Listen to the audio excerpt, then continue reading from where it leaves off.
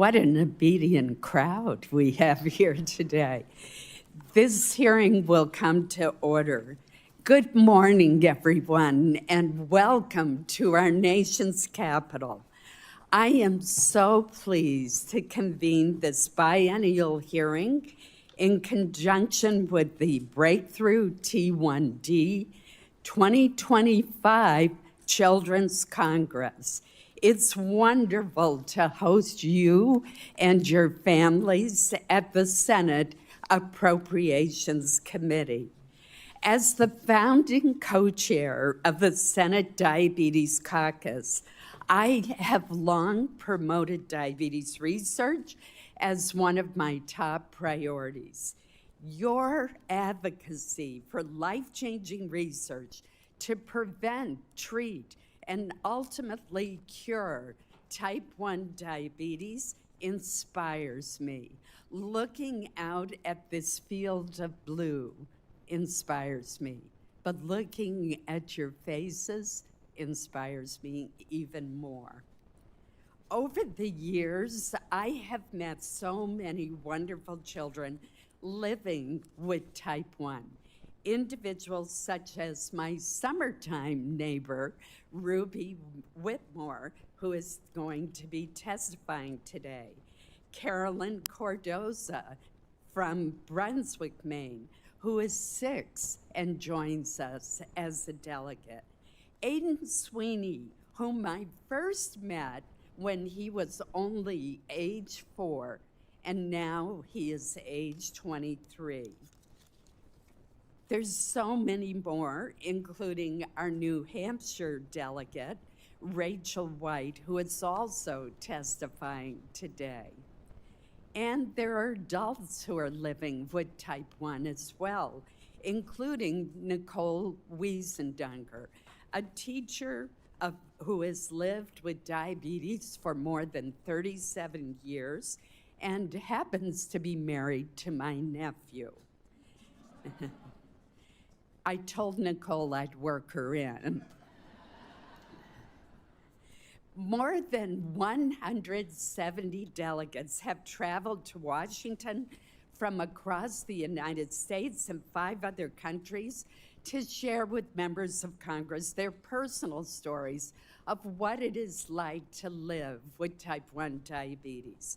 And I want to tell you how much your personal stories really matter.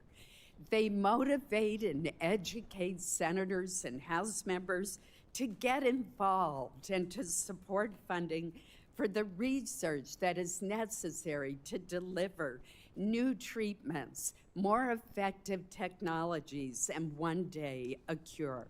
Let me tell you about my very first meeting with a family who had a son with type 1 diabetes. I was a brand new senator. It was back in 1997. They came to my Portland, Maine office, and this little boy looked up at me and he said, "I wish I could just take one day off from having diabetes. My birthday or Christmas, just one day." But of course, he could not. And type 1 diabetes today is a disease that one can never outgrow. But I am confident that that is going to change. Just this morning, 6-year-old Carolyn Cordoza from Brunswick, Maine, told me that she is a warrior for the cause of finding a cure for diabetes. So these personal stories are why I started the bipartisan Senate Diabetes Caucus in 1997. Since we started the caucus, and it's been bipartisan from the beginning, because diabetes doesn't care if you're a Republican or a Democrat or an independent or a Green or what. We have made some real progress. It has been exciting. Federal funding for diabetes research has increased from $319 million in 1997 to more than $2.3 billion. That's due to your advocacy, and that includes a $10 million increase enacted just last year. These investments are yielding results. One program in particular has led to technologies that will allow better control of diabetes. That is the Special Diabetes Program at the National Institutes of Health. And how lucky we are to have Dr. Rodgers joining us again this year. This critical program provides $160 million a year for type 1 diabetes research, supplementing the regular appropriations for diabetes.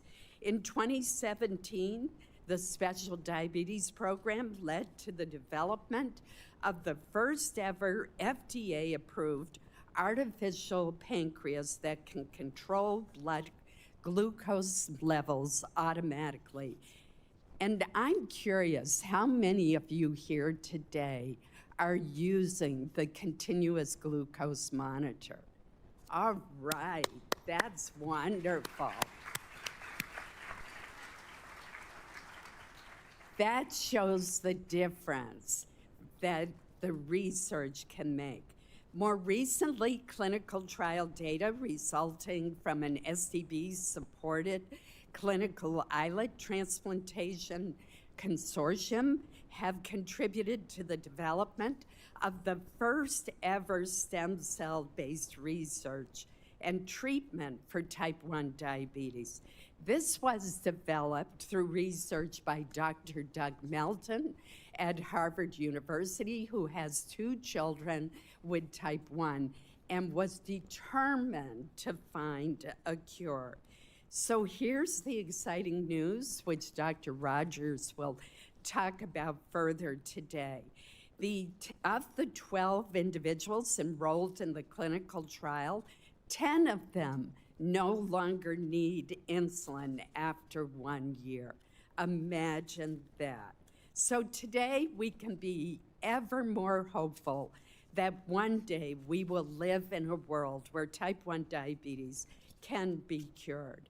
Another important component of the program, which I know is of particular interest to the senator from Alaska, supports prevention and treatment services for American Indians and Alaskan Natives who experience type 2 diabetes at nearly 3 times the national average. The Special Diabetes Program must be extended against this year, otherwise it expires in September. We worked together to secure the first funding increase for the SDP in 20 years, but we've got to extend the program altogether.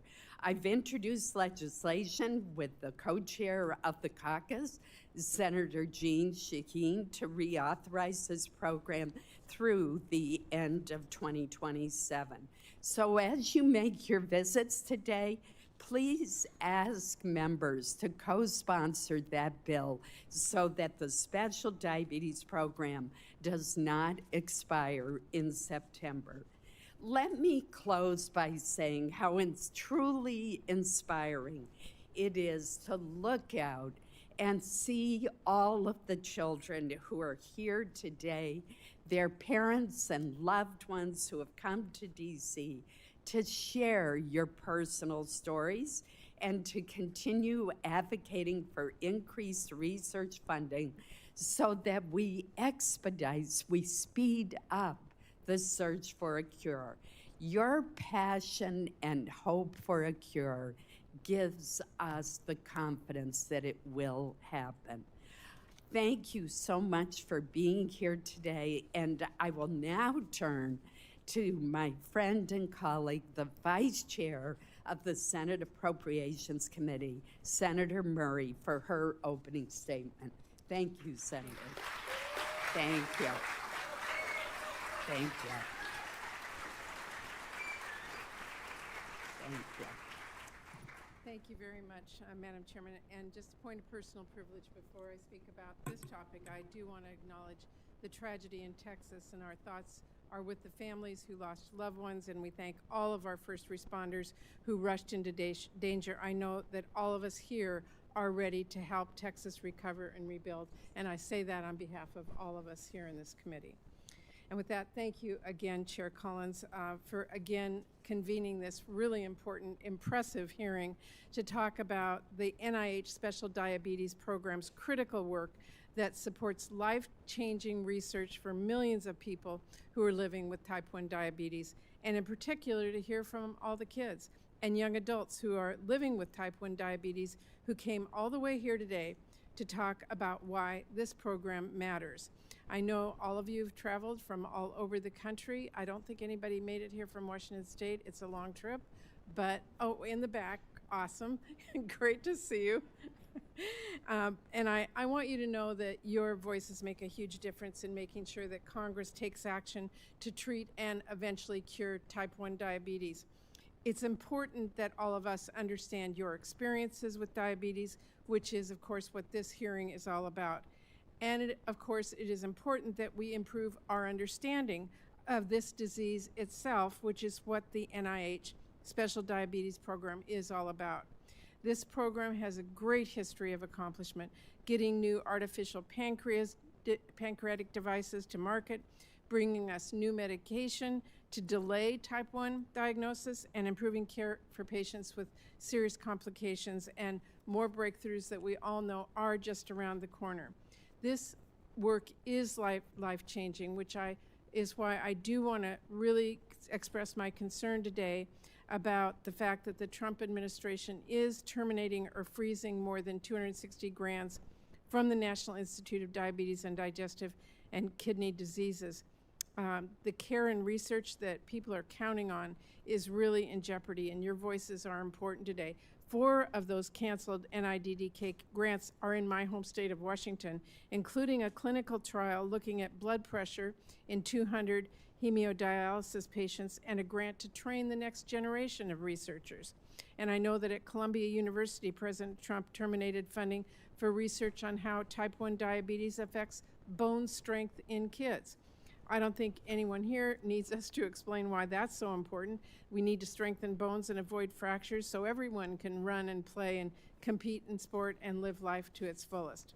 So I want to be clear here today. Trump does not get to decide funding for diabetes. Congress does. And I know members on both sides of the aisle are committed to making sure we maintain strong investments in this work. But we need more than just talk right now. We need to stand up and reject what is happening right now to biomedical research at NIH, and I know that my colleagues understand that as well. So again, I really want to thank all of you for being here today, because when it comes to defending this research, when it comes to pushing back against these kinds of cuts and funding freezes that we're seeing, the most effective tool we have is our voices, like the advocates in this room. The strongest way all of you can push back is by speaking out, just like you're doing today, sharing your stories, which are so important, and make sure everyone knows what is at stake. And I know that with the incredible advocates like all of you, we're going to keep making progress, and we're going to keep investing in life-changing research and eventually cure type 1 diabetes. So thank you very much, Madam Chair. Thank you.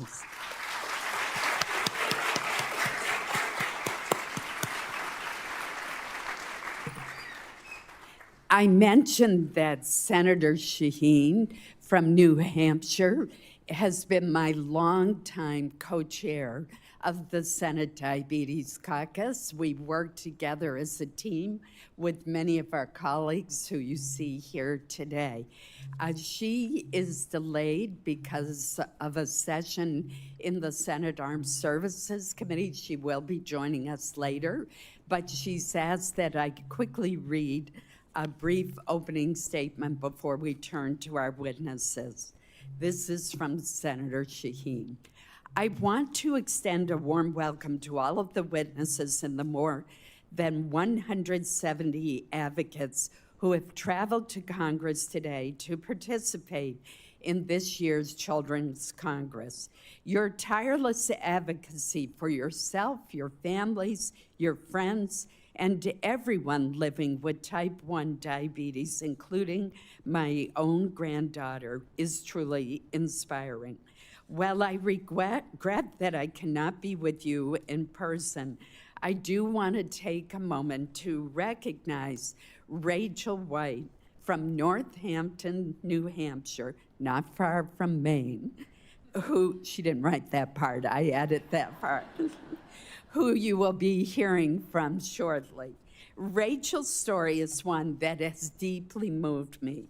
As a teenager, she balances a demanding academic schedule, collegiate level athletics, and dedicated advocacy work, all the while managing the daily challenges of type 1.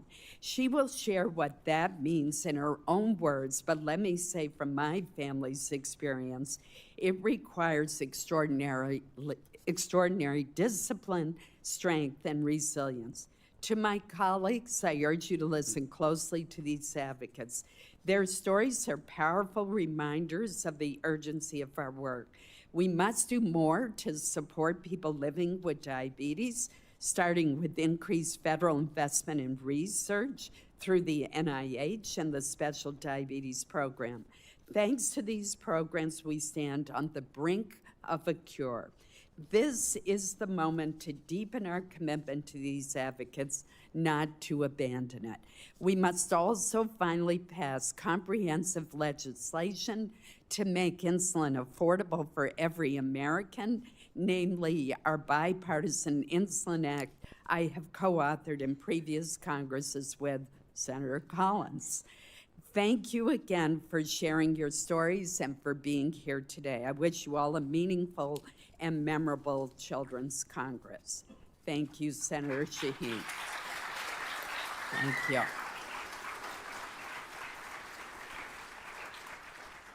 We will now turn to our witnesses. Our first witness, I'm proud to welcome from the great state of Maine, is Ruby Whitmore.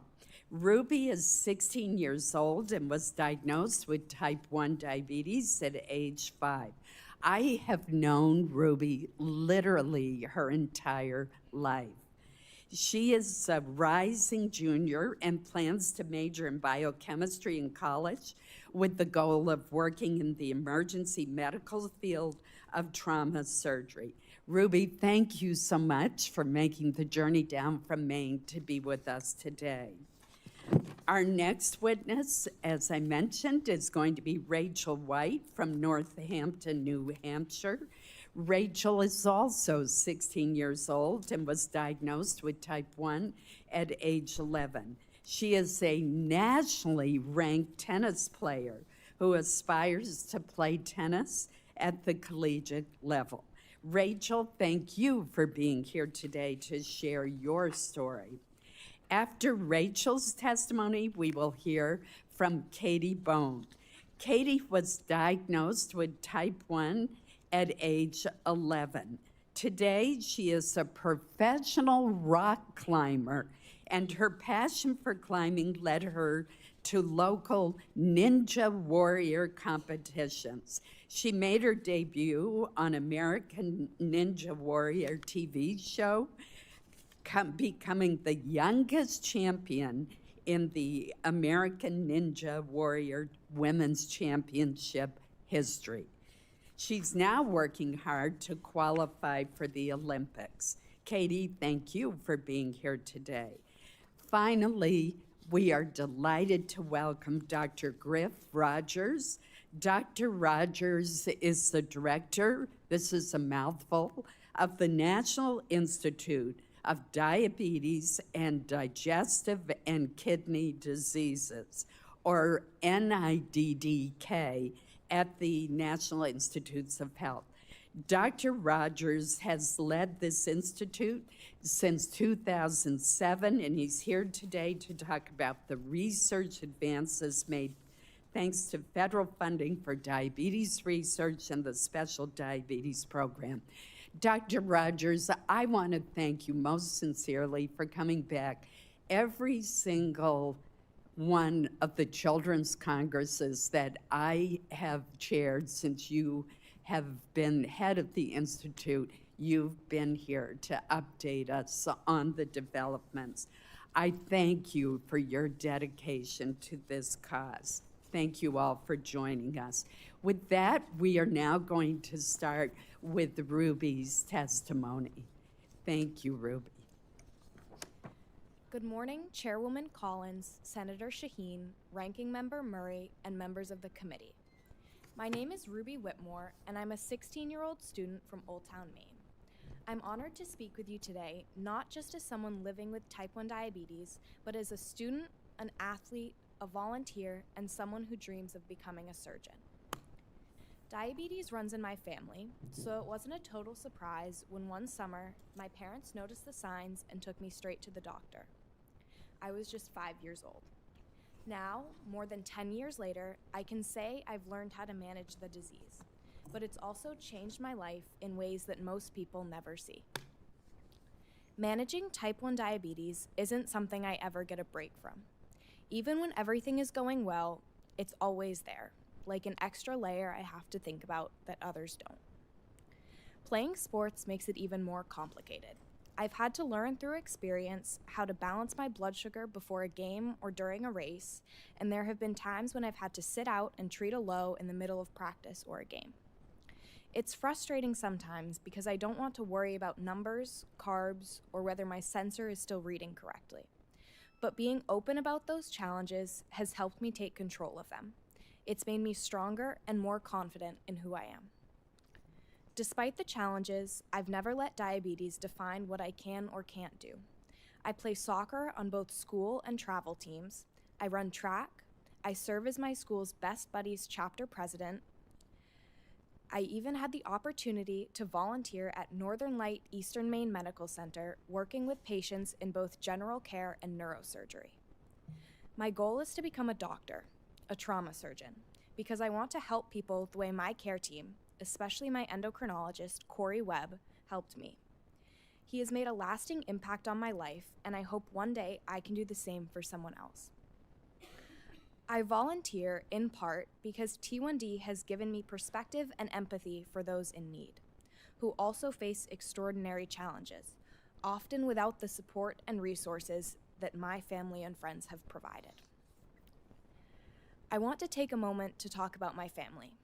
My dad also has type 1 diabetes, so I've grown up knowing what it looks like. This has put a great deal of stress on my mom, who is always there for us. She's the one not so quietly making sure I'm okay, reminding me to bring sugar tablets, staying up when I sleep through my pump alarms, and just being there every day. Even though I think of myself as independent, I know I wouldn't be the person I am without her support. She's the reason I've felt safe enough to be confident in living with this disease. The burden placed on families dealing with type 1 is often invisible and often overlooked.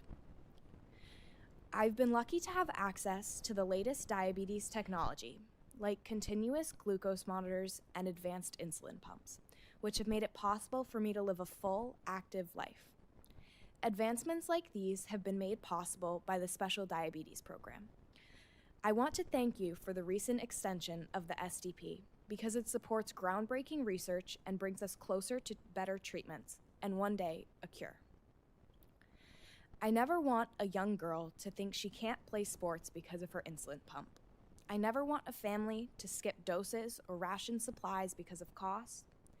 Everyone living with type 1 diabetes deserves the chance to thrive. Your support makes that possible. Thank you for your time, and thank you for investing in a healthier, better future for people like me.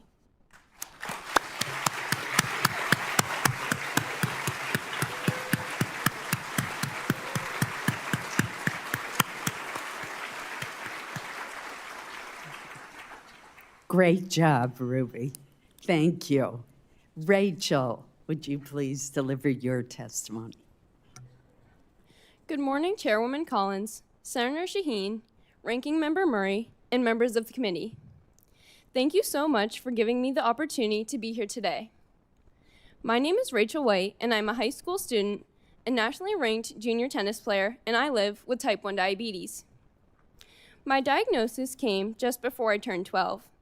My mom noticed something wasn't right. I was eating and drinking water nonstop, but I was losing weight. I had just grown an inch, but I had also lost 5 pounds. I started waking up in the middle of the night to use the bathroom, which had never happened before. At the doctor's office, no one was immediately alarmed, but my mom insisted on blood work, and that's when everything changed. My blood sugar was over 600. My A1C was over 14. I had type 1 diabetes, and my life as I knew it was suddenly and completely different.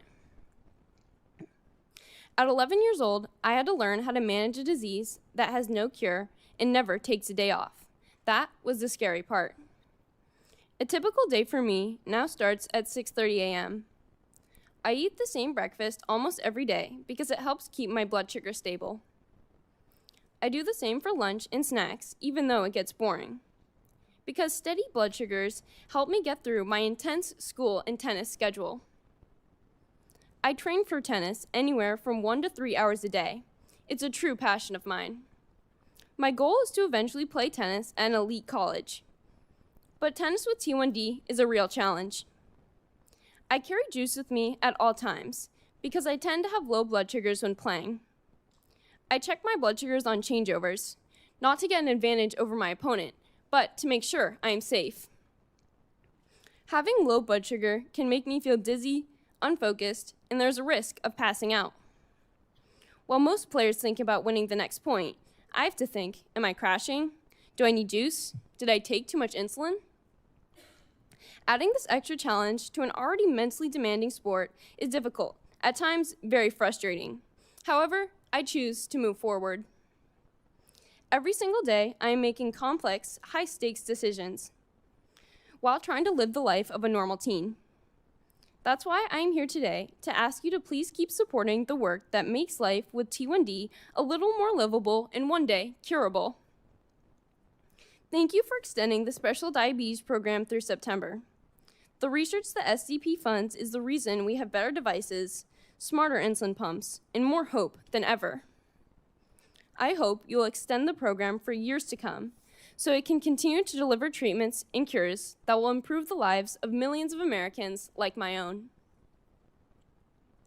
My family and I truly believe that with your support and improvements in technology, a cure for this disease in the near future is very much a possibility. I'm grateful for the tools I have now. I recognize I'm very fortunate that my family has been able to support me in this journey. But I dream of a future where I don't have to carry juice in my tennis bag, explain to a chair umpire that I have T1D, check my blood sugar in the middle of a math test, or wonder what will happen if my insulin doesn't arrive on time. Thank you, Senators, for taking the time to listen to my story and for supporting all of us living with type 1 diabetes. Speaking in front of you today has been an honor and something I will remember for the rest of my life. Thank you very much.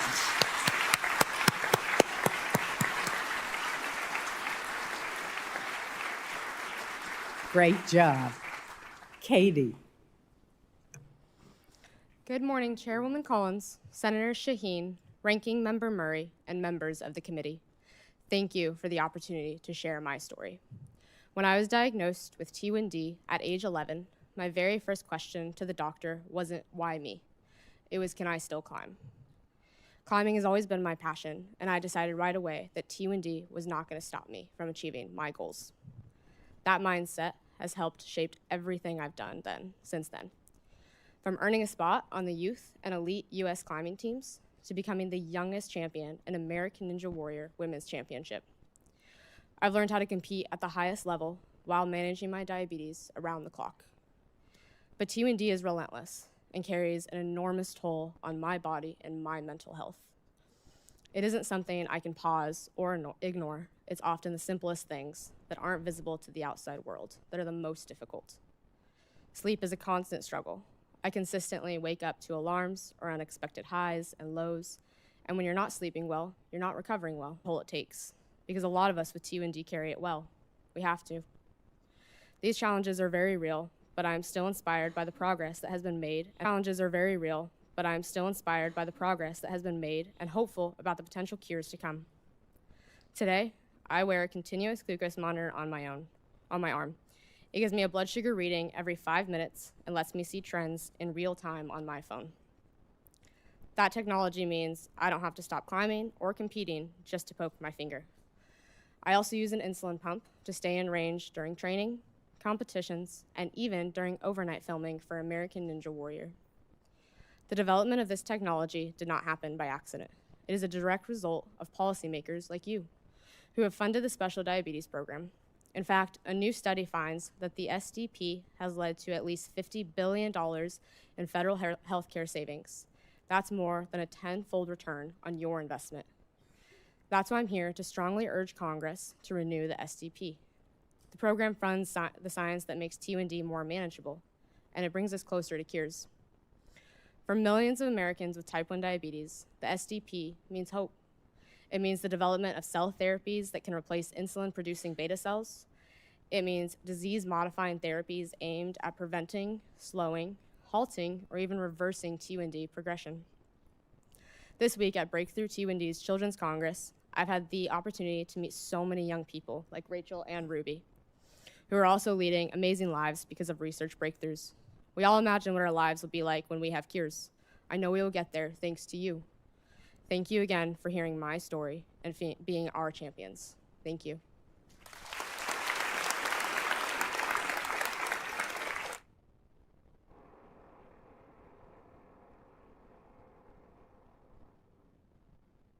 Thank you so much, Katie, for your testimony. Dr. Rodgers, thank you for being here. Thank you so much. Chair Collins, Vice Chair Murray, Senator Shaheen, and members of the committee, thank you for the invitation today to testify and for your long-standing support for type 1 diabetes research. Research supported by the Special Diabetes Program, or SDP, has dramatically improved the health and quality of life of people with type 1 diabetes. This progress would not be possible without the support of my fellow witnesses, as well as the people here today, those you represent across the country. All of you are true champions in advancing diabetes research. Thank you. The longstanding federal investment in diabetes research through the SDP has enabled us to take on challenges, drive innovation, and address research gaps beyond what we could do with support with NIH's regular appropriations. We've been able to enroll more patients in longer trials to maximize our research investments. This approach has yielded incredible progress.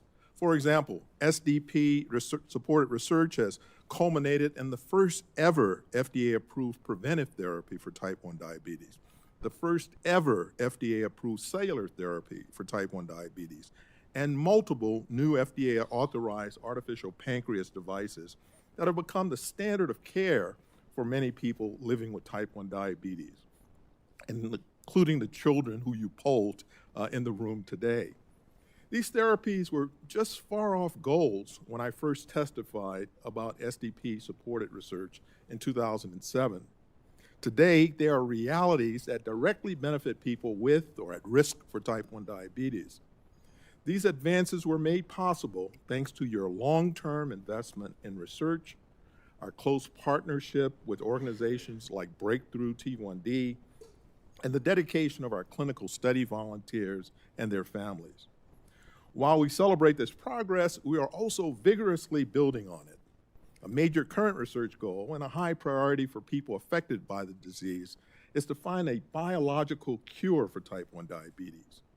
This involves understanding how insulin-producing beta cells are lost and how they can be replaced and protected, including through transplantation. Additionally, scientists must work to develop novel ways to protect transplanted cells from the attack by the body's immune system. NIDDK's ongoing research complements industry's clinical trials, testing cell replacement strategy in people. Some of these trials use techniques that have their roots in SDP-supported research, including cell products and so-called encapsulation technologies that protect transplanted cells from rejection. We're confident that these complementary efforts will one day culminate in approaches to replace lost beta cells, cure type 1 diabetes and eliminate the burden that comes with the disease management. I'm also pleased to report that SDP-supported research provides benefit beyond type 1 diabetes. For example, the artificial pancreas device developed with SDP support for the management of type 1 diabetes was recently approved for adults with type 2 diabetes. Recent SDP extension have enabled the launch of or expansion of ambitious studies related to diabetes complications, such as heart disease and diabetic foot ulcers. Understanding these complications is not only important for people living with type 1 diabetes, but additionally benefit those with type 2 diabetes. Conversely, we're using our knowledge from treating type 2 diabetes and applying it to type 1 diabetes. For example, SGLT2 inhibitor medications are improved to manage blood glucose levels in type 2 diabetes and have heart and kidney protective effects. Determining if these medications are safe and effective for people with type 1 diabetes could provide much needed tool for preventing multiple complications. While we celebrate these and other incredible successes made possible by SDP, we will continue to pursue cutting-edge research, such as applying artificial intelligence and machine learning technologies to type 1 diabetes research in new and exciting ways. With continued research, we know we can achieve our ultimate goal, preventing and curing type 1 diabetes. Thank you, and I'm happy to answer questions when the time is appropriate. Thank you very much. Thank you, Doctor. Thank you.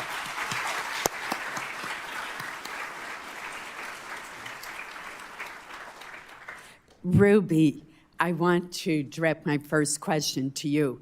First of all, I was truly moved by your tribute to your mother, and I know what an important role that she's played in helping to keep you healthy.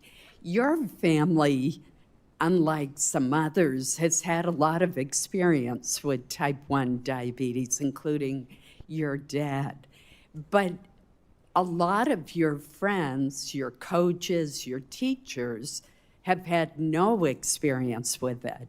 Could you talk to us a bit about how you educate your coaches, your teachers, your friends about your special needs? That's a really good question. Well, the first thing I think of, my soccer coach for school is actually type 1 diabetic. Really? So he always has stuff. But my other coaches, they're all very understanding, and I just tell them, I say, I'm diabetic and sometimes I need to take a break, and they just tell me, they're like, that's fine, just tell us. And I have a couple of my other coaches keep stuff in their bags now, just because I've told them. I think really you just have to tell people about it, because they're not going to know if you don't tell them. That's not something somebody ever thinks of. You don't see somebody sitting on the sideline and think, oh, they're diabetic, that must be why they're out. I think you just need to inform people. And yeah, my friends are really good about it too. Just telling people, yeah. Dr. Rodgers, I was thinking of Ruby's family and others where there may be more than one member of the family with type 1 diabetes. You mentioned that one of the breakthroughs that we've had is the medication that can delay the onset for someone who is at risk. Could you explain that a bit more to us? With the support that we've received from SDP, actually we've developed a reclassification, if you would, of type 1 diabetes, realizing that it exists in people who are at genetic high risk. Some triggering event leads to their immune system to attack the beta cells, ultimately with the production of antibodies, but still at a level with normal blood sugars. But then that's ultimately followed by a period of the blood sugar being abnormal, and then ultimately to clinical type 1 diabetes. What the funds have been able allow us to do is actually to look for therapies that could prevent the onset of clinical type 1 diabetes by treating them in earlier stages.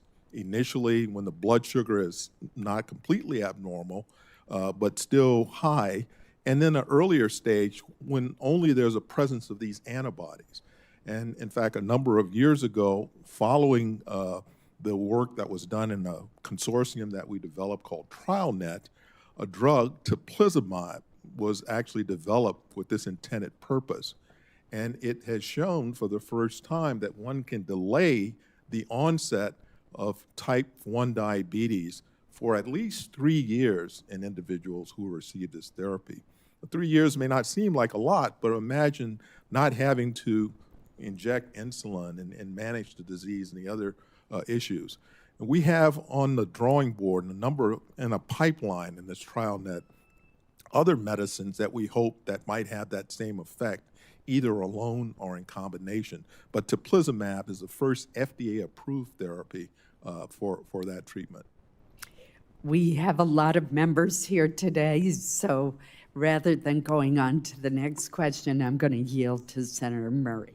Thank you very much, and thank you. Really impressive to hear all of your stories. Doctor, let me just follow up quickly on that, because I heard Rachel say that as most people who are diagnosed are feeling severe symptoms before they're diagnosed. You're talking about early diagnosis. How are we educating doctors to look for that early? How are we making sure families get that information that they need to be tested? And how are we making sure that people can afford that? Well, in terms of the education of individuals with type 1 diabetes or those at risk, a number of groups, including the NIH, NIDDK, Breakthrough T1D, has done a yeoman's job of public education in this field.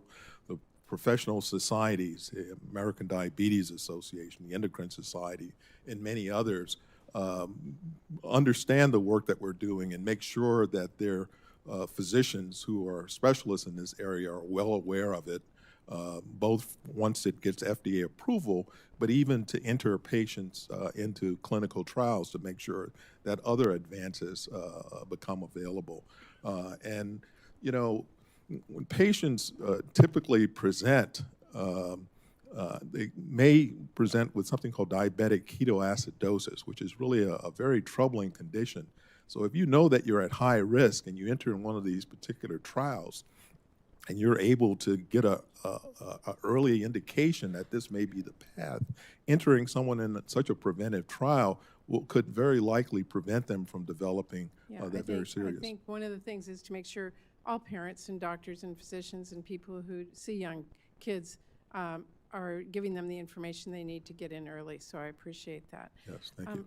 Rachel, I mean, all of you are really impressive, and I really am impressed that you're athletes. I do have a niece who is type 1 diabetic, and she was told by a coach in high school that she couldn't play because she was diabetic. I'm certain other young people have heard the same thing.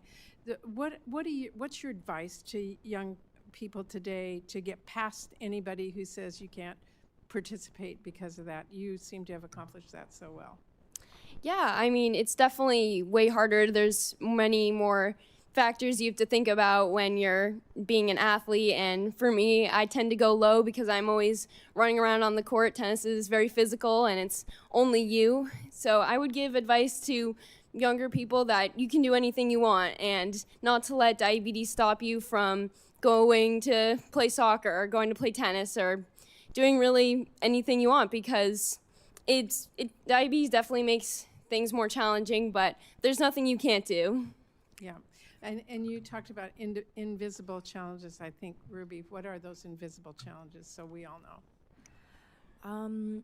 I think that, the invisible challenges, especially with such a busy schedule, like I know Rachel has too, your free time is just taken up by wondering if you have to change your site or running out of insulin and changing your site the 5 minutes you're home between school and practice.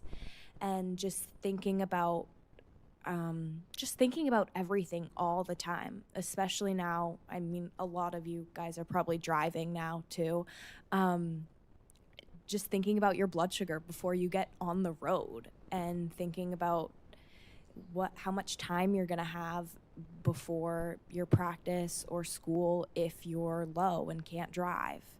So I just think that's a really big thing. Things that other people don't see. I Yeah, appreciate or that. things other people don't have to think about. Yeah. Yeah. Katie, impressive. The youngest American Ninja Warrior. All of you guys can be Ninja Warriors. So you're looking at one right now. It's great to hear your story and to see the challenges that you've overcome as well. How would you describe the advances in science and medicine that made the most difference for you to be able to accomplish that? I wear an insulin pump and a CGM, and it has been CGM, explained it. a continuous glucose monitor, and it has been life-changing for me. I'm able to go to the gym, and I don't have to poke every 10 minutes when I feel a little bit weird. In climbing competitions, we have to be in isolation because we can't see the climbs beforehand, and we are not allowed to have phones. So I have to lock my phone and go get somebody if I want to look at it, which is hard, but it's made it so much easier that I don't have to spend the 10 minutes poking my finger to check my blood sugar, and I can focus on warming up and competing, because as it is, that takes a lot of mental energy, and so does diabetes. So it's kind of eased that for me and made it so I can go out there with knowing my glucose and having a little bit ease of mind with that as well. Okay, very good. And thank you to all of you as well, to be here today to talk about this and make the public more aware of all the things you can accomplish and all the work we still have to do to make sure we continue the research. So thank you very much. Senator Hyde-Smith. Thank you, Madam Chairman and Ranking Member Murray. And I tell you, Ruby, Rachel, Katie, y'all have been so impressive today, and you've really made an impact on me. All of you sitting here, these faces and the challenges that you live with, you are really, really incredible human beings, and I know you will continue to be incredible human beings. I wanted to recognize my breakthrough T1 delegates from Mississippi, T1D delegates. Where is Lindley and KJ from Mississippi? Are they in here? Okay, we have a meeting later with them. Maybe I'm not seeing them. But we do have a meeting later with them. But I just so appreciate your attitude and your courage. And moms and dads, buddy, hats are off. You are superstars, no doubt, in what you do every day. I wanted to address this to Rachel and Ruby. As we move closer to finding a cure to type 1 diabetes, which is the goal, April the 15th, President Trump signed an executive order addressing insulin and making it more affordable. And just so significant on all the research that he is supporting there. But what do you each look forward to the most when that day finally arrives, when we're looking at these TV screens and it says, we have a cure for type 1 diabetes? What do you look forward to the most? Personally, for me, tennis is a huge part of my life, so that would be the best part for me, because it's always hard having to check your blood sugar and making sure you're having enough juice in your tennis bag, or if you're going up from excitement before a match, or if you're nervous or anything. And just being able to not have that anymore, it'd be just such a relief and also not just for me, for people who can't afford insulin, who some people who pass away from not being able to afford insulin, and that's very sad. And I think that once there is a cure, it'll save so many people's lives and just make the lives of millions of people way more easy. And Ruby, when you see that broadcast, that news flash, what do you think would be your celebratory moment? Oh, that's a good question. I think it would just be not having to worry about it anymore, just being free of it. I feel like it'd feel like, I don't know, just taking off a burden that's in my life and so many other people's lives. And I I recognize that I'm very lucky to be able to be here, but also be here as a healthy diabetic who can afford insulin and who has supplies and who has resources and has a support system. But as Rachel said, many people don't. And I just hope that they would be able to get the cure as well. Great answers from both of you. Dr. Rodgers, I'm going to turn to you now. How can we improve the early detection of the disease to ensure those who are eligible for the drug can receive treatment to delay its onset? How are we addressing that and identifying those folks? Thank you, Senator. We are involved in a number of studies, of course. People who have a first-degree relative with type 1 diabetes, of course, as you've heard, some of the panelists are themselves at risk. But there is a large number of individuals, for example, who do not have any family members who develop these symptoms that you heard, and unfortunately sometimes end up in the emergency room with diabetic ketoacidosis, and that's their first sign. So just continuing to educate the professional staff, people in the allied health fields about these critical complications or signs and symptoms early on. We've developed with the SDP support a fairly large network called TrialNet, in which we're able to screen not only individuals who are at high risk, but other patients who may have related autoimmune conditions who may also come in contact. And having them in these studies sometimes gives us a very early indication that they are at risk. But we really do have to continue our efforts, and I have to say our partner in Breakthrough T1D have really made this awareness campaign one of their vital challenges, and I think they've been equal to the challenge. They've been letting people be quite aware because there are things to do in terms of prevention today. Wow, what a great breakthrough. And I would just want to thank you for all you have done. Thank And you. my time is out, but I tell you, I want to be your cheerleader. I want to be your supporter, and everybody in this room that's dealing with this, you've got members of Congress that are in it with you.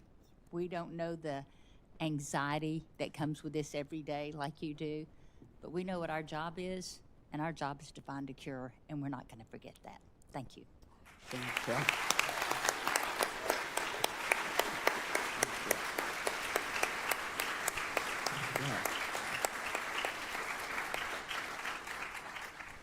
I'm now delighted to welcome the co-chair for many, many years of the Diabetes Caucus in the Senate, Senator Shaheen.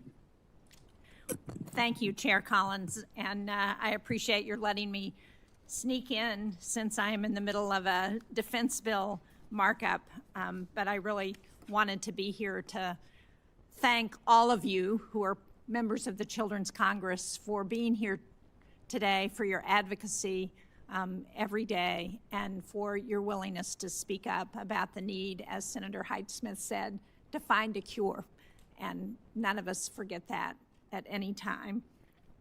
I have very much appreciated all of the work that the Diabetes Caucus has done over the years and the leadership from Senator Collins to provide additional funding and to improve treatments. And clearly we have more work to do. Thank you to Dr. Rodgers and to all of the panelists for being here and for your testimony this morning. I'd like to begin with Rachel, since she's from New Hampshire, and ask what advice you would give to someone who's just been diagnosed with type 1. Yeah, I still remember the day I was diagnosed. I was 11 and I got taken out of school, and luckily I wasn't hospitalized, which was honestly kind of surprising because my blood sugar was very high. And I would just tell people who are diagnosed that I know it's very scary when you're first getting all this information about there's so many different factors, pricking your finger and giving yourself insulin and counting carbs. It can be very scary, but it definitely gets better the longer you go. And I remember the first week was I can barely remember because it was just, I ate so much food and yeah. But it definitely, I've been a diabetic for 4 years now, so I would say I'm definitely more educated, and I'm here today, so it's proof you can really do anything, even with this disease. Would either of the other witnesses like to comment on that question? Ruby?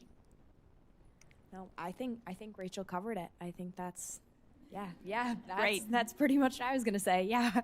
Katie, anything to add?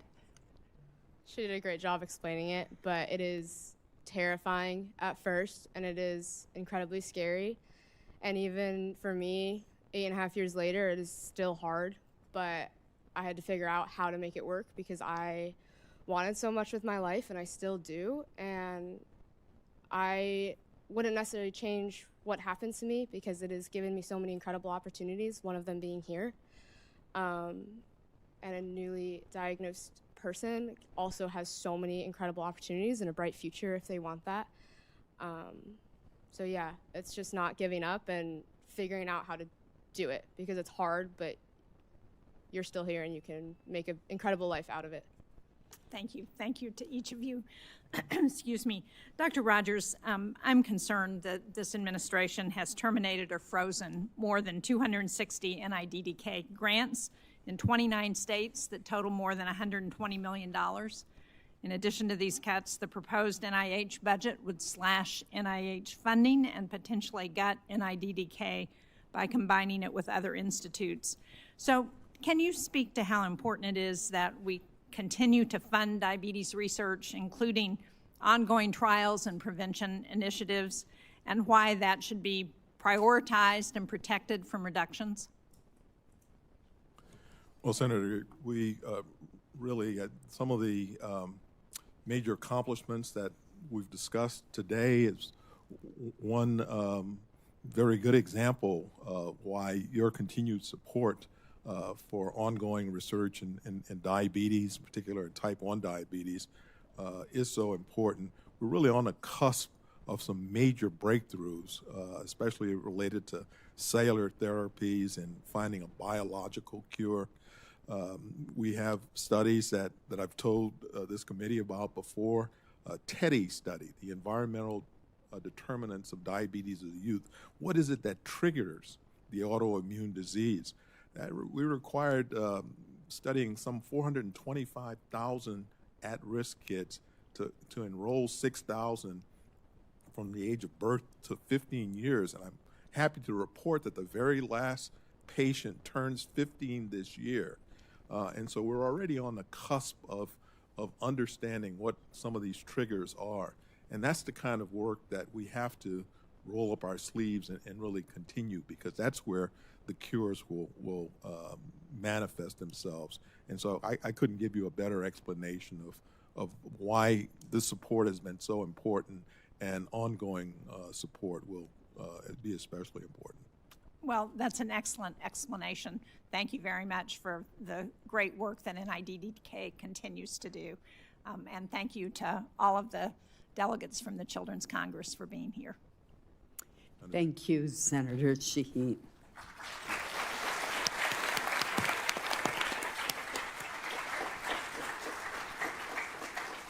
Senator Murkowski. Thank you, Senator Collins, and thank you, Senator Shaheen, for your leadership on this very important issue, and to the delegates that are here at the Children's Caucus. Thank you.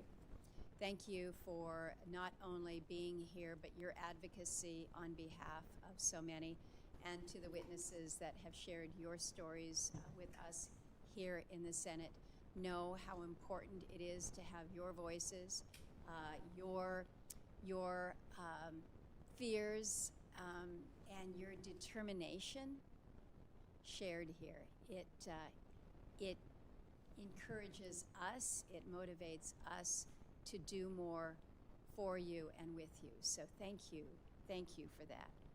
Dr. Rodgers, I wanted to ask you, you just mentioned the environmental contributors to type 1 diabetes. We know that American Indians, Alaska Natives are are more likely to be diagnosed with diabetes, 1.5 times more. Senator Collins has mentioned the special diabetes programs for Indians. It's really quite remarkable, the gains that we have seen with that focus. And it's so hard because when you come from an area where in your tribal communities the prevalence of diabetes may exceed 50%. I mean, that is really alarming, and these disparities have existed and persisted for generations. But what we've been able to see with the special diabetes program is really helping to reverse these trends.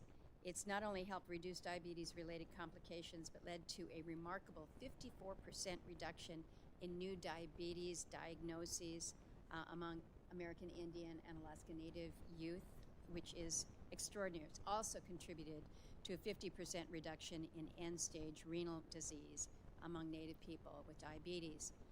So you mentioned the TEDdy study and the fact that it's almost completed after 15 years. That's significant.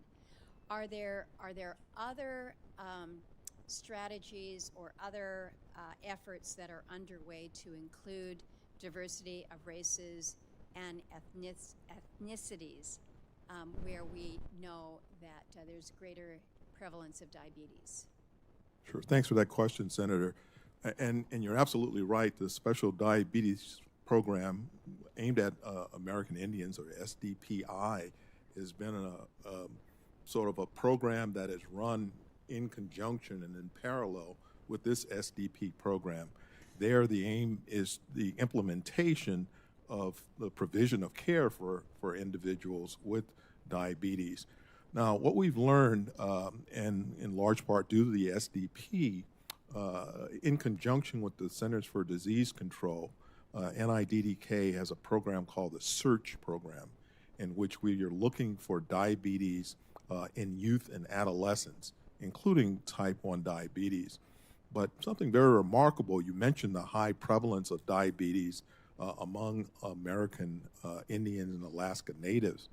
But there's been an increasing incidence of type 2 diabetes in youth and adolescents that has been uncovered by that SDP-supported SEARCH study. And I have to say that type 2 diabetes is even more aggressive, I have to say, than type 1 diabetes in youth. The therapies that we have for adults with type 2 don't work particularly well in youth and adolescents with type 2 diabetes. And the aggressiveness of the disease in terms of the time of diagnosis to the time of complication is much more accelerated. And so these, what we're learning now from the SDP program, we think we can potentially apply to type 2 diabetes in youth as well. One final thing I'll say, I don't want to dominate all of your time, but we really are very pleased with the success in the implementation of these artificial pancreas technologies. But there are certain areas that industry is a little bit reluctant to do trials to determine the success of that. And that's where we come in with SDP support. So, for example, women who are pregnant, there haven't been that many studies to determine the efficacy of artificial pancreas technology. Individuals who come from low income or low educational attainment. This is somewhere that we're stepping in.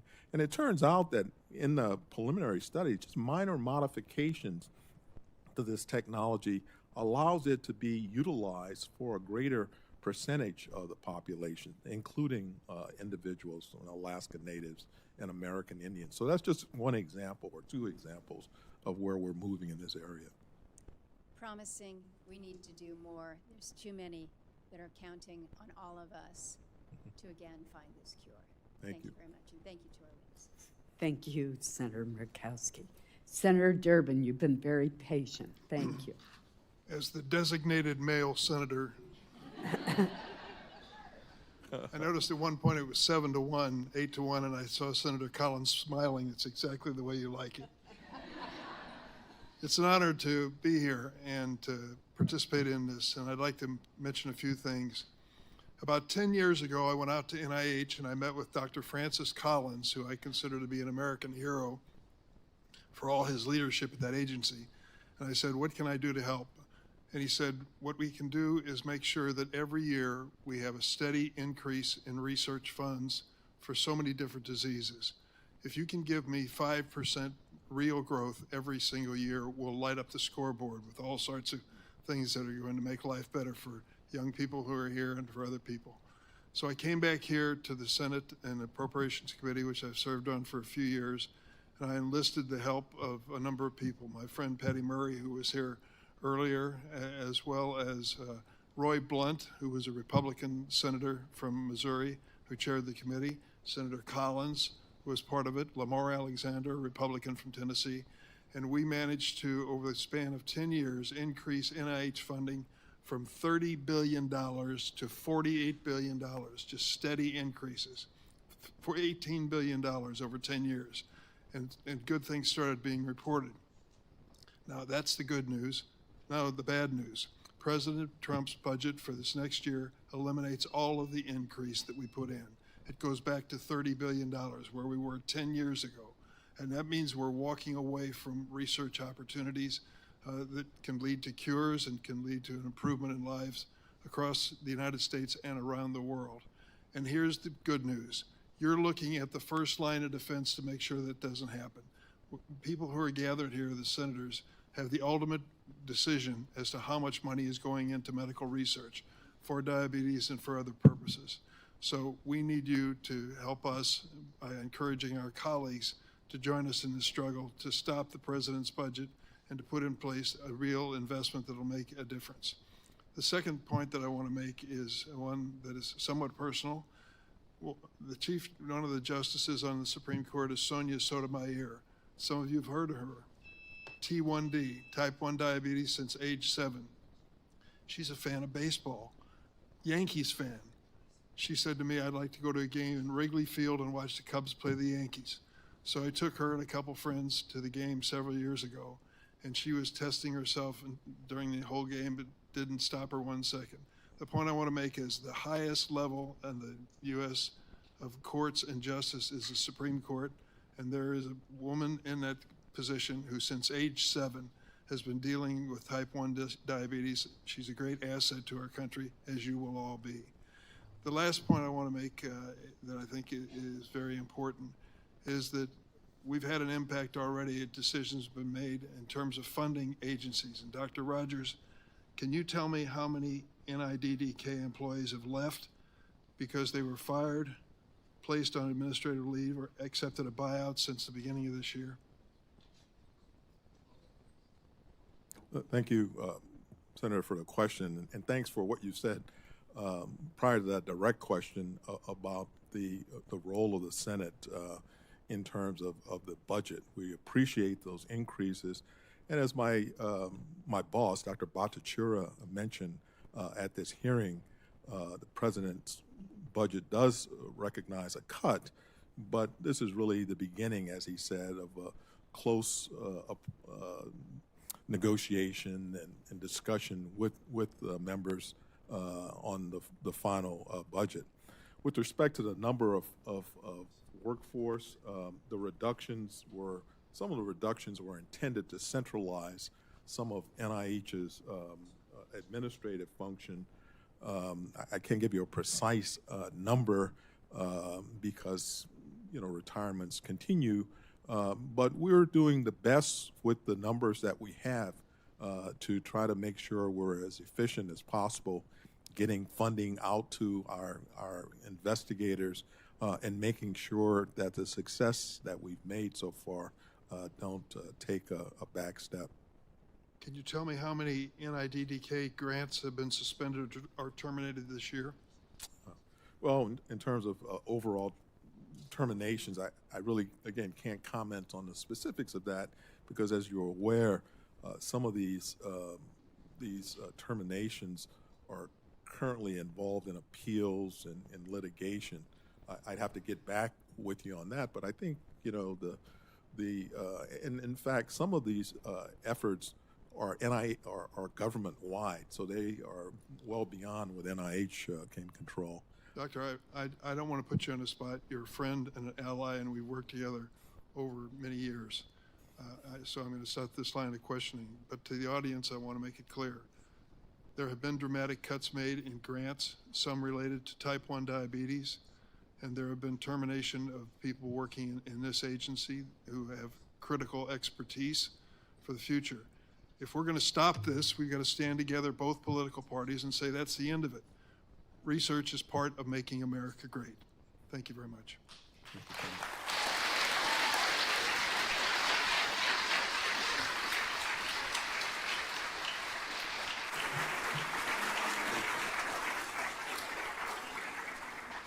Thank you. Senator Britt. Thank you, Chair Collins, for hosting and holding this important hearing. And thank you to all of you for being here, being a part of it, lifting your voice, telling your story, and working to make change. Ruby, Rachel, Katie, incredible. Absolutely incredible. And to all of you, I know each of you have a story that in telling it will inspire others, will change lives, and will push research and development forward. I think we have 2 Alabamians here, do we? Potentially. Matthew? Awesome. Okay, look, when I was reading about you, your quote, "Live fully and never let diabetes define you. You are so much stronger than it is." Thank you. Thank you. Thank you. Thank you.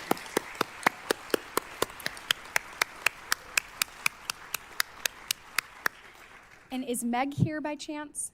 Oh, I heard you just got your back handspring. Amazing. How old are you? 9? That is incredible. I'm not sure that I could do one at 9. I mean, amazing. Thank you so much for being here, for lifting your voice, for making sure that all of those with T1D and Alabama are heard and seen and across the nation. You two inspire me and all others, and I really appreciate you being here. I want to thank the researchers. Dr. Rodgers, you'll have done an incredible job. When you were in front of this committee back in 2023, we had a really good exchange, and you shared with me that Alabama has one of the highest rates of gestational diabetes in the country. We also went on to discuss the fact that when a woman does have gestational diabetes, that it increases the likelihood that she will ultimately have diabetes and that the infant will as well.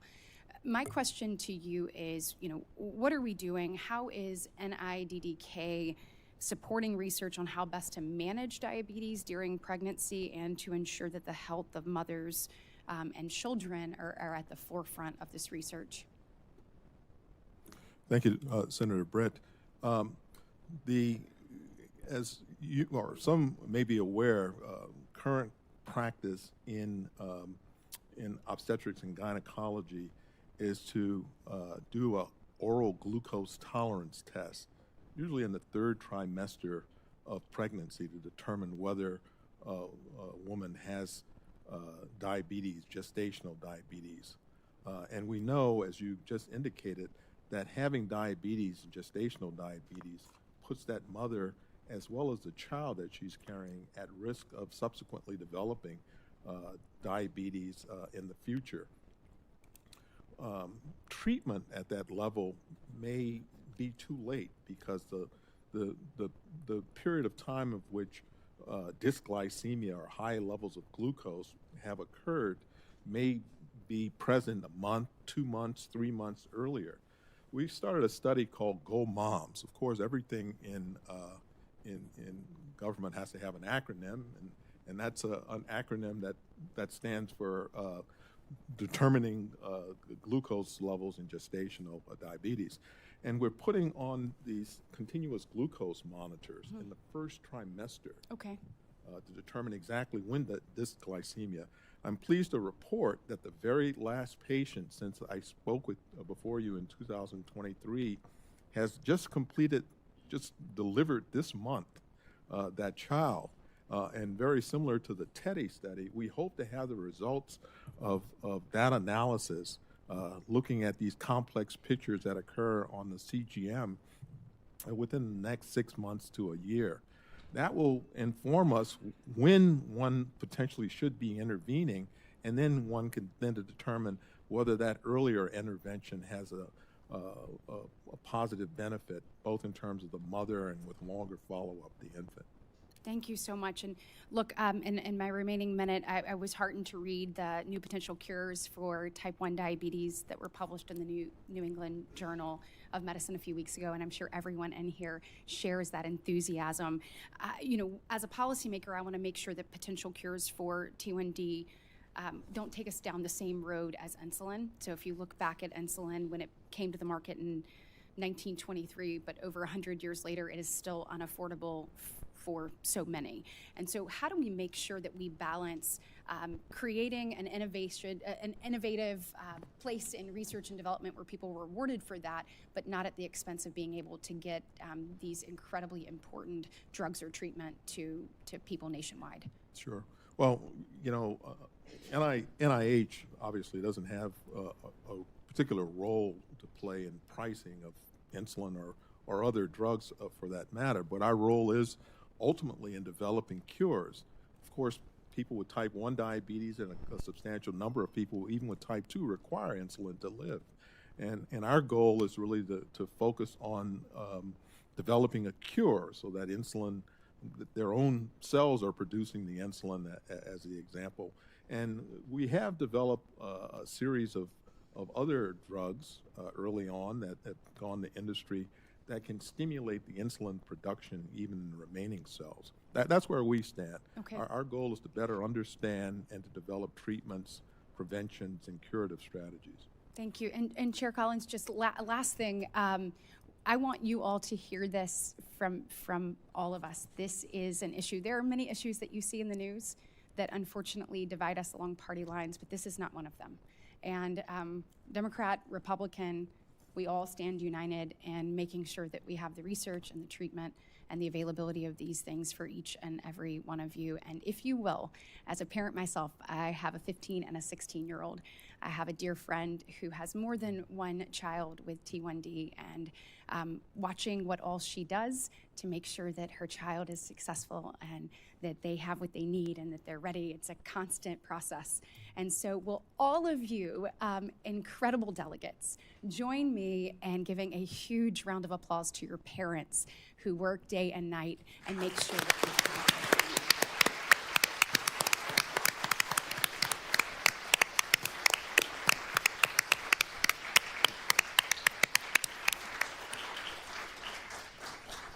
Thank you. Senator Baldwin. Thank you, Madam Chair, and I want to thank you and Senator Shaheen for your long-term advocacy with the Diabetes Caucus. To our witnesses, thank you so much for being here to share your stories. And it's not often that the Appropriation Committee has a standing room only audience. I'll say hi to the people in the overflow area also. I know that we have so many here, and I just really appreciate the way you advocate for the Special Diabetes Program and the critical research on type 1 diabetes supported by the NIDDK. We have made tremendous progress on new and better treatments for type 1 diabetes. And every day we are closer to a cure. And that's because advocates like all of you here today who have pushed the Congress to increase funding for this research. And I was glad that Senator Durbin was here earlier to talk about the history of our efforts in Congress to increase funding for the NIH, but also to outline the threats that are faced right now. And I want to be very serious about those threats. Every month of this year, NIH is spending less on biomedical research than it did last year. And at the end of March, NIH had spent $1.7 billion less than through the same period last year. In mid-May, it was $3 billion less than the same period last year. And now, By the end of June, NIH has awarded nearly $6 billion less in grant funding. NIH has said that its plan is to award 40% fewer grants this year than last year, which lines up with less and less funding going out the door each month. Our witnesses here today have taken on tremendous challenges in their lives, so I have no doubt that you can handle a tough question. So I'm going to start, or just ask you, Katie, thank you again for being here. What would you like Congress to know as NIH plans to reduce the number of new research grants it awards this year by 40%? What do you think cutting research would mean for children with type 1 diabetes? That it'll be longer until we have a cure and easier ways to manage this. The technology we have now has made it where I can sleep through the night, but it's still hard. And when there is a cure one day, that means I'll get to sleep through the night and not have to worry about it. That means I can go to training and not feel really terrible because of this. And I can go to competitions and not work harder than I've ever worked in my life for years to not perform because of this, because that's happened many times. And to get to show up and be fully me and get to show everybody all of the hard work that I've done. So it means getting to live a even fuller life than I am now and getting to achieve the goals that I have, and just my everyday being a little less hard. Thank you. Dr. Rodgers, at a hearing last month with Dr. Bhattacharya, I pointed out a major change the administration has made to the way NIH is now proposing to fund grants by forward funding half of them in the first year. This scheme would dramatically reduce the number of grants NIH is able to fund by the thousands across the institute. NIH can do this unilaterally, effectively making billions more in cuts to research unless Congress steps in. It's why I've been raising the alarm now for months about delayed NIH funding, as I just described, because NIH is either going to not spend funds that Congress has appropriated or rush funding out the door through this new and haphazard scheme of forward funding that will result in devastating cuts to research funding this year and next year. So Dr. Rodgers, how will diabetes research be affected if NIDDK awards 40% fewer grants this year than last year? And what will that mean for patients with type 1 diabetes who are anxiously waiting for a cure? Well, Senator, thank you for your question. We are doing our best to spend all of the money that Congress has provided to us. And I would note that the budget for the special diabetes program is extended in the president's budget. Dr. Bhattacharya, I have to say, is committed to ensuring that the U.S. remains the global leader in research. And as he pointed out when he testified to this committee, really the efforts that are underway in terms of the discussions that are ongoing with Congress to try to make adjustments and come up with final decisions is something that is going to take, ongoing effort. And I really applaud him for what he's doing. Obviously, more funds allows for us to do more, which is why the special diabetes program has been so effective. It's apart from our normal appropriations. But we are committed to do with what we have in its most efficient way as possible moving forward.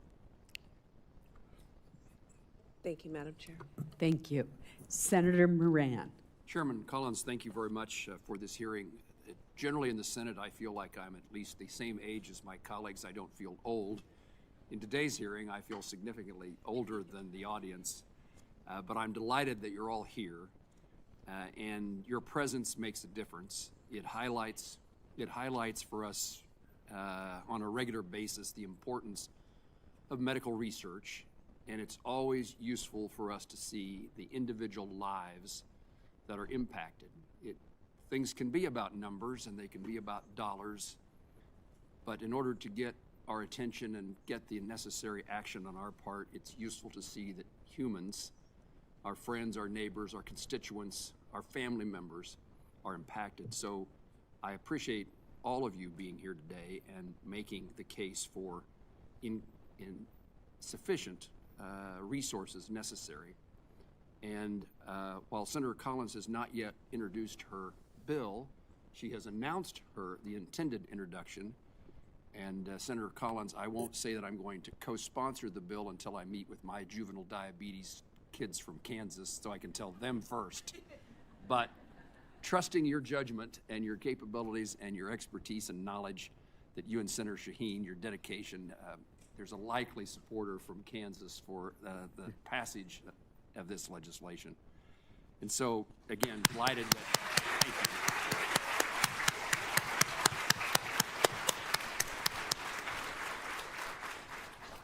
There are many things about working in the United States Senate, being a member of Congress, that bring challenges to them. This is one of them, but this is the circumstance in which most of us, if not all of us, get significant reward when we see the opportunities we have to make a difference in people's lives. And I've said numerous times when we've debated and discussed funding and support for NIH, the business that we're in, and it's the same business we're in this morning, is to provide hope.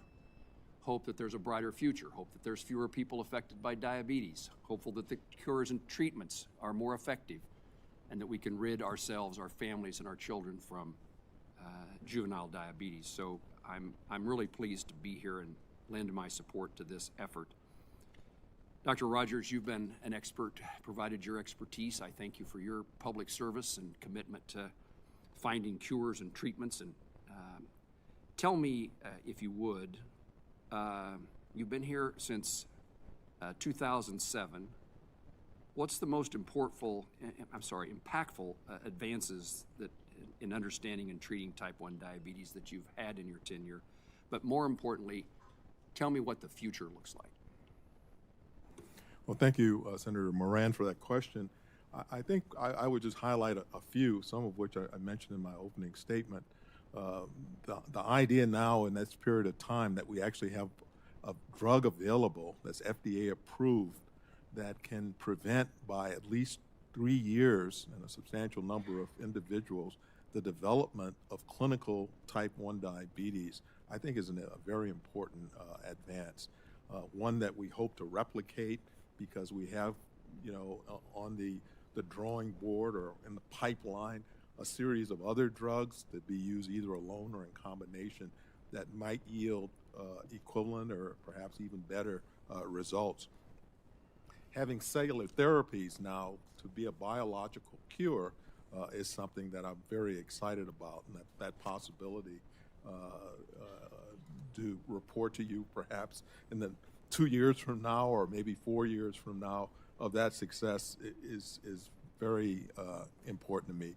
This TEDdy study that involved following these 8,000 kids, we have 5 million samples that the kids and their parents have generously provided to us. It's already giving us ideas. We know, for example, even before we do the final analysis, we have been able to detect proteins in the serum of kids who are at high risk that may determine or predict several months in advance the likelihood that a kid will develop clinical.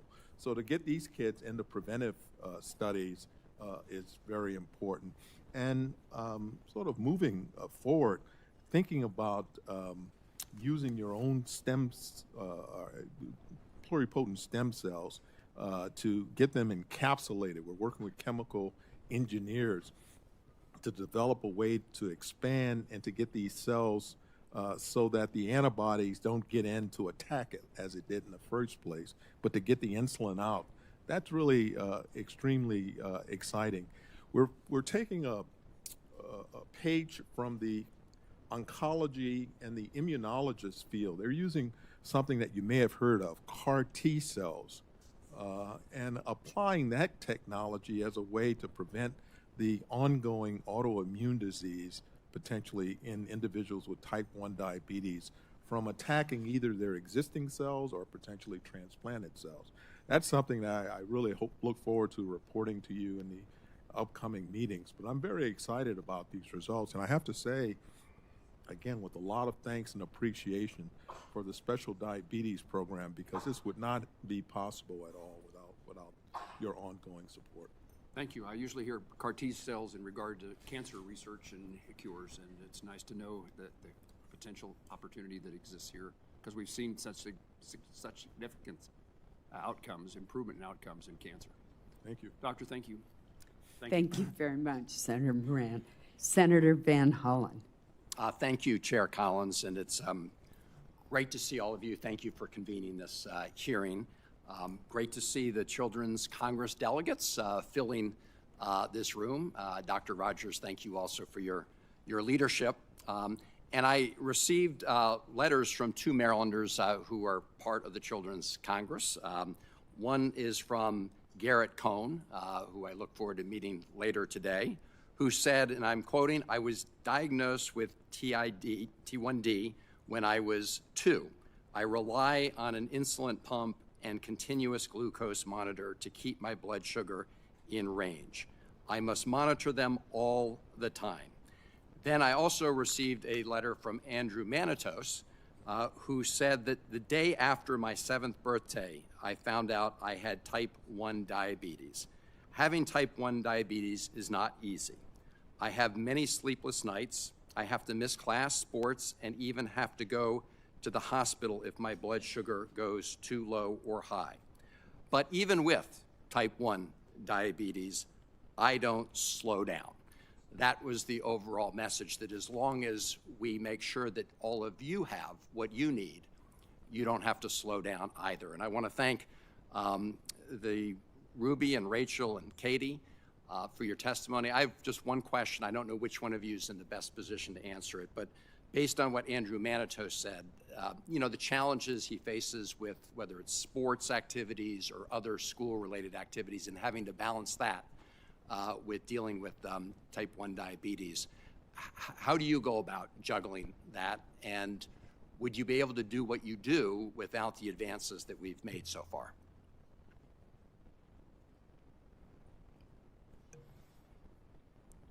I mean, it's incredibly hard every single day to get up and deal with it. And without the advances that we've had, it would be significantly harder. It would be doable, and everyone here could still be successful, but it would be a lot harder, and it would be a lot more mentally taxing. As it is, diabetes is mentally very, very hard every single day. And personally for me, I've had a lot of anxiety and depression due to it. But being able to see my blood sugar in real time and just easily give myself a little bit of insulin has made that a lot easier for me. Thank you. And I think the personal stories all of you bring to this are really essential to giving us an understanding of why all this is so important. Dr. Rodgers, I heard your earlier testimony about how you believe that we've made a lot of progress, but we're also on the cusp, as you were just saying, of additional progress. And of course, we all hope to find a cure. But I assume that if you saw a significant cut in your resources, it would make it harder to achieve these new breakthroughs. Is that not the case? Well, Senator, of course, the more you have, I frequently tell my staff every other year we have an initiative, or every year we have an initiative meeting for 2 years from now. And I tell them that no matter what our budget is, it's better to have good ideas and no money than to have money without any good ideas. And so we're always in a position in which we have to prioritize what we do to ensure that we continue to be successful. We may have to cut back, we may have to slow down, or maybe not start something new, but we have to make sure that the progress that is achieved doesn't fall behind. And I remain committed. I think it's when you enroll people in clinical studies, that you have to see it through completion, particularly if they look very promising. And so that's obviously a priority that I have. Understood. And look, obviously you need good ideas, but you need the resources to match the good ideas, or good ideas just sit on the table. That's right? correct.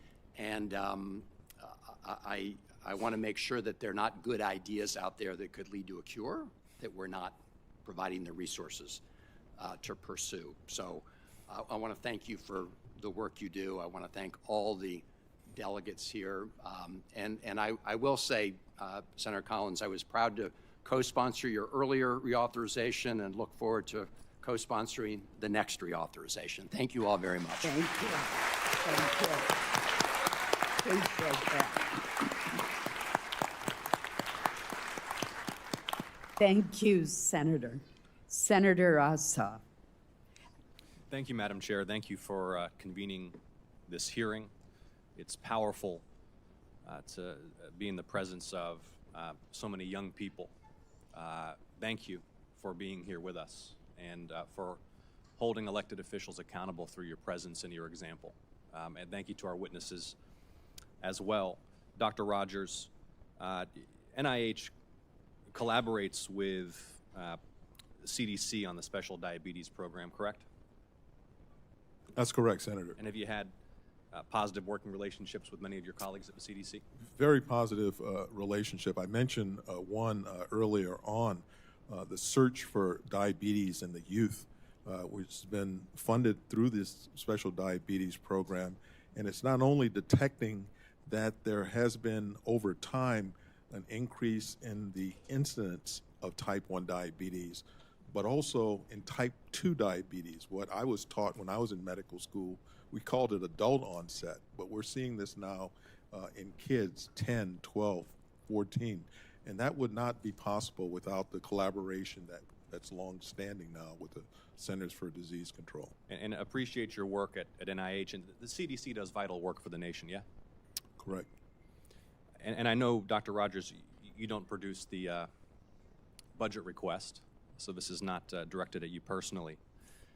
But I want to raise once again for the committee and the public my bitter opposition to the Trump administration's proposal to cut the CDC budget by more than half in fiscal year 26, which will have a devastating impact on epidemiological defense and health research to defend the American public from deadly diseases. And I would note, Madam Chair, that the administration's budget request proposes to eliminate entirely the CDC's diabetes division responsible for data collection and research, and to eliminate entirely the CDC's division of nutrition, physical activity, and obesity. And I will fight this effort to destroy the CDC with everything I have as a member of the United States Senate. And if we, on a bipartisan basis in the Senate, do not defeat this effort to gut the CDC, the American people will pay for it in lives, in suffering, for decades to come. And I want to thank you again, Dr. Rodgers, for your work at the NIH, and respectfully request your assurance that any information that the committee may need in order to better understand your activities and also your collaboration with the CDC and the vital role that the CDC plays in defending the nation, you'll provide to the best of your ability to this committee. Do I have that assurance? You have it, Senator. Thank you, Dr. Rodgers. I want to ask you also about ensuring that diverse communities across the United States have access to information and treatment. I note with concern that of course, diabetes impacts every community in the United States. And in Georgia, the Hispanic community, Hispanics in Georgia are about 1.5 times more likely to be diagnosed with diabetes. There was a project at the University of Georgia, an NIH grant had been awarded to help develop new tools with language access, bilingual and multilingual tools to help improve the Hispanic community's access to information about diabetes, about staying on top of insulin and blood sugar levels and treatment, as well as to be able to diagnose diabetes earlier. Can you speak broadly, please, Dr. Rodgers, to the importance of ensuring that diagnostic tools and treatment information are widely accessible to diverse communities across the United States? Well, I would say that goes without saying that the current director has mentioned that at his hearing, that we want to make sure that advances in medical treatments serve all communities. Thank you, Dr. Rodgers, and I'll be following up with the director's office about this canceled grant to the University of Georgia. Again, I know that's not your decision and your prerogative, but appreciate your work on behalf of the American people and your presence here at the hearing today. Thank you. Thank you. Thank you, Madam Chair. Thank you.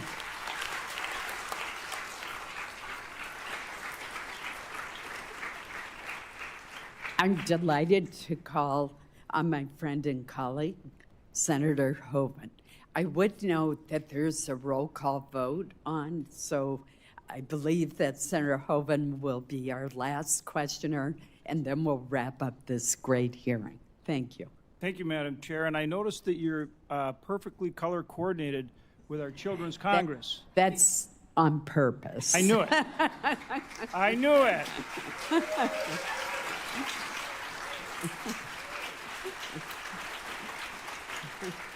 It's not only why you're a good chairman, but it truly reflects the empathy that you have, and I know how much you care, and how hard you work to be a strong advocate for all of these young people and many others.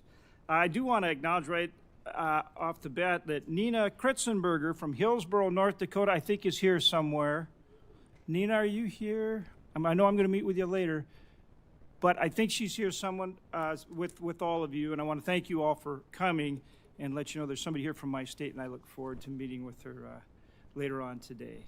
But it's truly inspirational to see all of you, and you make a difference. You make a difference. Good for you. Ruby, I'd like to start with you speaking out. Just tell me, what are some of the biggest challenges that you face that you wish more people, and particularly we as lawmakers, understood when it comes to type 1 diabetes? I think just how hard it is to have to think about it all the time. I know this has been said a couple times, but you don't get a break from it, ever. And as Katie said, even when you're sleeping, you don't get a break from it. It might go away for a couple hours when you're asleep, but then as soon as it beeps, it wakes you back up and it starts all over again. I just want people to know that it affects so many people, not just the people here, but their families and the millions of other people who also have type 1 diabetes. I understand. Rachel, your story helps understand. You've got a demanding academic schedule, participating in athletics, all those kind of things. So tell us about your support systems, both at home and in school. And I think that's something that is informative not only for us as policymakers, but for others in the room. What are the support systems, both home and school, that have really helped you accomplish all the things that you're doing?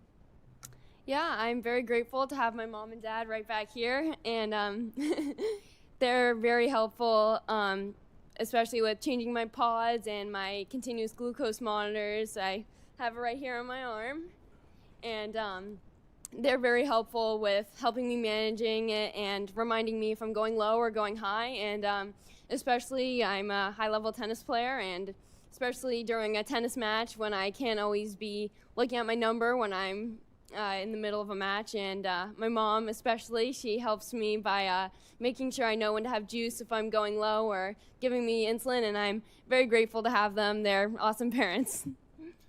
My daughter played tennis, and she didn't have diabetes, but she played tennis, and her mom was her biggest supporter and advocate, and she always, when in those tough matches, she would always say, bear down, and I don't know if my daughter liked it, but I think it worked. Does your mom have a certain saying or anything to encourage you?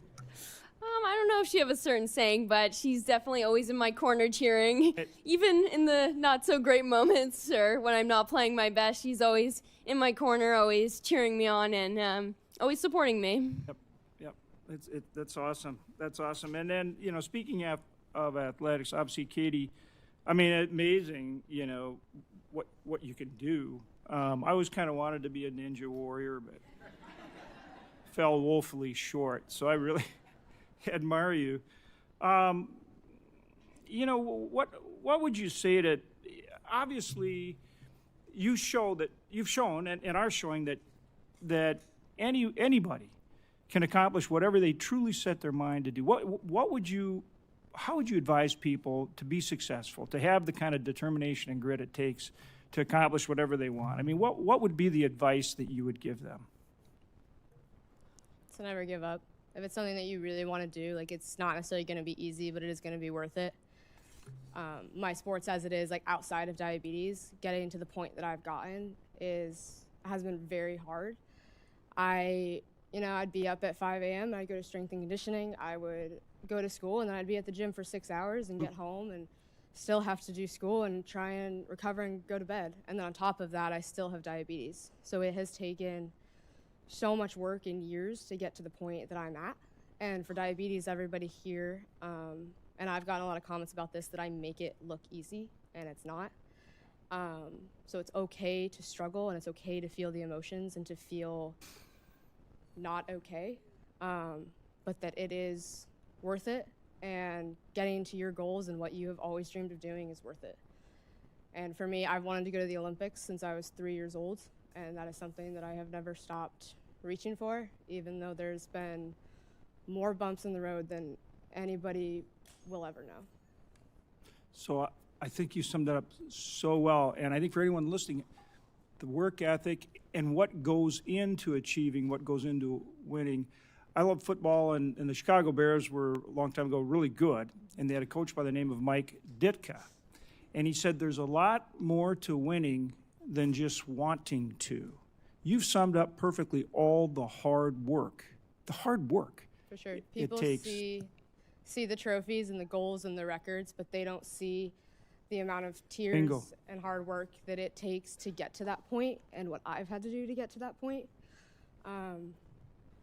So yeah, to never give up, because if it's what you want, it's very worth it. Right on. I don't think anybody could have said it better or demonstrated it better. Thanks so much. Thanks to all of you. Thanks for being here. Yeah. Thank you. Thank you, Senator. I want to end this hearing on a very hopeful note. And really, Katie summed it up best when she said, never give up. I want to assure you that we are your champions, and we will never give up until there's a cure.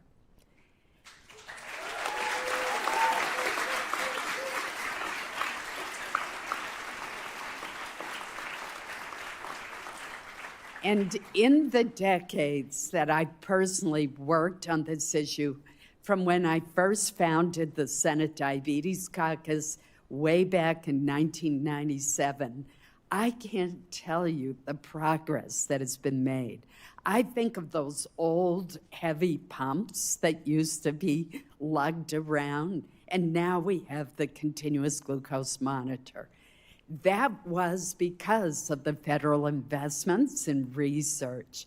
We've heard Dr. Rodgers talk about the exciting new medication that can delay the onset for as much as 3 years of type 1 diabetes for those who are prone to it. We know that there's research underway, even as we meet here, that is the pathway, one of the pathways to ultimately discovering a cure. And I want to thank all of you for being here today, particularly our witnesses who did such a fabulous job.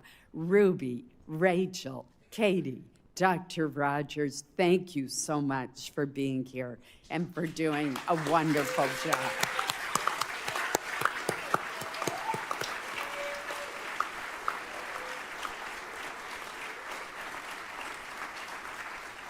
So Our hearing record will remain open until July 16th for any additional questions or materials that may be submitted. Let me just have my final statement be a thank you to all the delegates who are here. See the difference you made? I've already got more co-sponsors for a bill that I just put in with Senator Shaheen yesterday. So keep up the good work.